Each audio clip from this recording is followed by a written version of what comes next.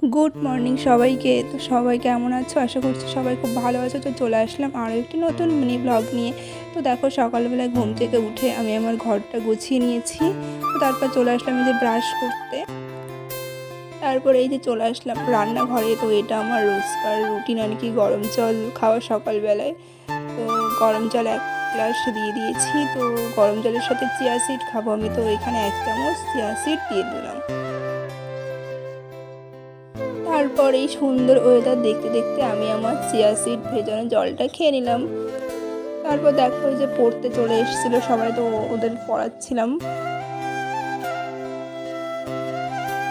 তো ওদের পড়ানোর পর দেখো আমি স্নান করতে যাবো। এখন তো স্নান টান করা হয়ে গেছে। এখন আমি একটু স্কিন কেয়ার করে নেবো। আমার স্কিন কেয়ার বলতে একটু ময়শ্চারাইজারই মাখবো আর ঠোঁটে একটু লিপ বাম, এই আর বেশি কিছু করি না।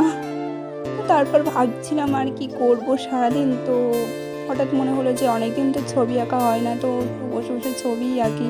তো দেখো তারপর যেই ভাবা সেই কাজ, বসে বসে ছবি আঁকছিলাম। কি করব, কোনো কাজ ছিল না।